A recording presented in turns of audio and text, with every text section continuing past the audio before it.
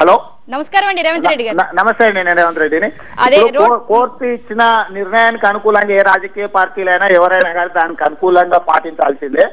అయితే ఇక్కడ ఒకటి ఏంటంటే, మాకు ఇప్పటివరకు తెలిసినంత వరకు డీజీపీ ఇచ్చిన గైడ్ లైన్స్ ప్రకారం ఈ రోడ్ షోలు ఉండాలని చెప్తున్నట్టు అనిపిస్తుంది. అంటే తెలిసింది ఇప్పటి కోర్టు ఇచ్చిన నిర్ణయం, ఇంకా కాపీ చూడలేదు మేము. కానీ డీజీపీ గారు పెట్టిన కండిషన్స్ చాలా ఉన్నాయండి. రోడ్డు మీదకి వెళ్ళినప్పుడు బహిరంగంగా మనం చేయి ఊపొద్దు, ఎవరికి ఇది చేయొద్దు, అక్కడ నుంచి ఉపన్యాసం చేయొద్దు, ఇవన్నీ చేయొద్దు. అన్న తర్వాత కార్ల కాన్వాయ్ కూడా తక్కువ ఉండాలి, దాని 2 రోజుల మొదలే చెప్పాలి. ఎంతమంది అక్కడికి వస్తున్నా కూడా 2 రోజుల మొదలే పోలీసులకు ఇన్ఫర్మేషన్ ఇవ్వాలని చెప్తున్నారు. 2 రోజుల మొదలు ఇన్ఫర్మేషన్ ఇవ్వాలంటే అది పబ్లిక్ మీటింగ్ అయి ఉండాలి. ఎందుకంటే పబ్లిక్ మొబిలైజ్ చేసేటప్పుడు మాత్రమే చెప్పగలుగుతాం కాస్త ఎక్కువ తక్కువ. కానీ రోడ్ షోలలో స్పాంటేనియస్ గా జనాలు వచ్చి రోడ్ షోలు చూసి అక్కడ మా నాయకులు మాట్లాడేది వినడానికి వచ్చేటప్పుడు ఎంతమంది వస్తారని ఈవెన్ రాజకీయ పార్టీలు కానీ వ్యక్తులు కానీ ఎవరు కూడా వీటి విషయంలో చెప్పడం కష్టము, అసెస్మెంట్ చేయడం కూడా కష్టం. భవిష్యత్తులో ఇది అధికార దుర్వినియోగం చేయడానికి పనికొస్తుంది. డీజీపీ గారు ఇచ్చిన గైడ్ లైన్స్ ప్రకారము ఇంతకుముందు ఇదే ముఖ్యమంత్రి గారు కోర్టుకు అడ్వకేట్ జనరల్ గారు చెప్పడం జరిగింది, అఖిలపక్ష సమావేశం ఏర్పాటు చేస్తాం, మేము అఖిలపక్ష సమావేశంలో అన్ని పార్టీల నిర్ణయం తీసుకుంటామని చెప్పడం జరిగింది. ఈ రోజు అఖిలపక్ష నిర్ణయం సంబంధమే లేకుండా కోర్టు డీజీపీ గారు ఇచ్చిన గైడ్ లైన్స్ ప్రకారము రోడ్ షోలు చేయాలని ఏదైతే ప్రకటించారో అది కానీ ఇబ్బందికరమైన పరిస్థితి వస్తుంది ప్రతిపక్షాలకు. ముఖ్యంగా అధికారంలో ఉన్న వాళ్ళకు నిన్న వీరప్ప మొయిలీ తిరుపతిలో రోడ్ షో చేస్తే కూడా అది రోడ్ షో కాదు, ఊరికే రోడ్లో ఇట్లా ఎక్కడా చేయలేదని పోలీసులు చెప్పడం జరిగింది. మిగతా రాజకీయ పార్టీలు ఎక్కడికి వెళ్ళినా కూడా అక్కడ పోలీసులు కేసులు పెట్టడం జరుగుతుంది. మన ప్రొద్దుటూరులో తెలుగుదేశం నాయకుల మీద పెట్టారు, ఎర్రం నాయుడు, రోజా గారి మీద. కానీ ఇక్కడికి వచ్చేవరకల్లా లోకల్ నాయకుల మీదనే పెట్టారు, వీరప్ప మొయిలీ మీద కేసు పెట్టలేదు తిరుపతిలో. అంటే ఈ డీజీపీ గారు ఇచ్చిన కోర్టుకి ఏవైతే కండిషన్స్ ఏవైతే అంటే ఏ విధంగా రోడ్ షోలు ఉండాలనే ఏ విధంగా అయితే డిస్క్రిమినేట్ చేసి సబ్మిట్ చేసిందో ఆ ప్రకారం అధికారంలో ఉన్న వాళ్ళు అధికారం దుర్వినియోగానికి పాల్పడడానికి 100% అక్కడికి వస్తుంది. కాబట్టి ఇప్పటికైనా డీజీపీ ఇచ్చిన గైడ్ లైన్స్ మీద పూర్తి స్థాయిలో చర్చ జరగాలి. అసలు డీజీపీ గారి గైడ్ లైన్స్ ప్రభుత్వ ఆదేశాల ప్రకారం ఇచ్చిందా, లేకపోతే డీజీపీ గారు సొంతంగానే మొత్తం స్టడీ చేసి ఈ నిర్ణయం కోర్టుకి అఫిడవిట్ ఫైల్ చేసిందా అనేది చర్చ జరగాల్సిన అవసరం ఉన్నది.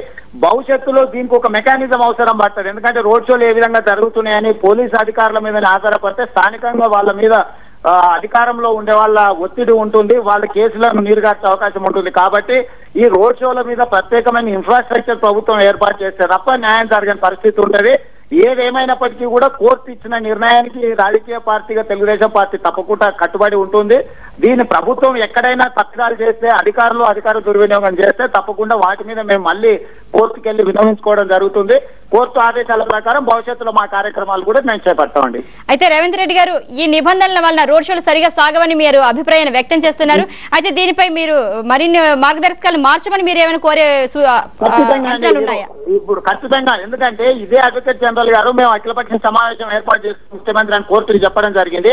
ఇంతవరకు అఖిలపక్షం సమావేశాన్ని ఏర్పాటు చేయలేదు. కానీ డీజీపీ గారు ఏవైతే కోర్టుకు నియమ నిబంధనలు కొన్ని ఇచ్చిండో రోడ్ షోల మీద వాటినే ఫైనల్ చేయమని చెప్పినట్టుగా తెలుస్తుంది కోర్టు.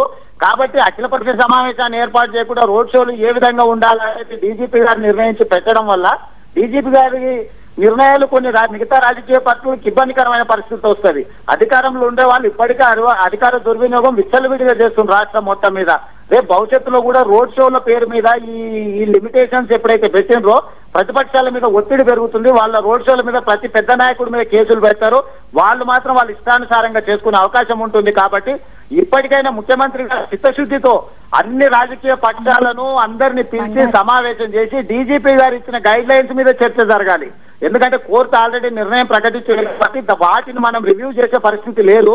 కాబట్టి మేము ఏమంటున్నాం అంటే డీజీపీ గారు కోర్టుకి ఏదైతే ఫైల్ చేసిండ్రో ఈ విధంగా రోడ్ షోలు ఉండాలని ఏదైతే డీజీపీ గారు చెప్పిందో వాటి మీద విస్తృత స్థాయిలో చర్చ జరగాలి. ఎందుకంటే ప్రజలకు తెలవాలి డీజీపీ గారు కోర్టులో ఏం ఫైల్ చేసిందన్న సంగతి ప్రజల మధ్యలో విస్తృతంగా చర్చ జరిగితే అప్పుడు అధికార పార్టీ దుర్వినియోగం చేయకుండా నిలువరించే అవకాశం ఉంటుంది. అధికార పార్టీకి ఒక రకంగా, ప్రతిపక్షాలకు ఇంకొక రకంగా చట్టాలను వర్తింపజేయకుండా పోలీసుల మీద కూడా ఒత్తిడి ఉంటుంది, అధికారుల మీద కూడా అది ఒత్తిడిగా పనిచేస్తుంది. కాబట్టి మేము ఇప్పటికైనా ప్రభుత్వాన్ని కోరేది ఒకటే, ఈ గైడ్ లైన్స్ మీద ప్రభుత్వం ఒక అఖిలపక్ష సమావేశాన్ని ఏర్పాటు చేసి చర్చిస్తే తప్ప దీంట్లో న్యాయం జరగదు ప్రతిపక్షాలకు. కాబట్టి మేము భవిష్యత్తులో ఇప్పుడు కోర్టులో ఏదైతే డీజీపీ గారు ఫైల్ చేసిందో కౌంటర్, ఆ కౌంటర్ తీసుకొచ్చి జిల్లాల వారీగా మా పార్టీలో ఉండే వాళ్ళకి అందరికీ కూడా మేము ఆ డీటెయిల్స్ పంపిస్తాం. మేము ప్రభుత్వం మీద కూడా ఒత్తిడి తీసుకొస్తాం, దీని మీద చర్చ జరగాల్సిందిగా అండి. థ్యాంక్ యూ రేవంత్ రెడ్డి గారు.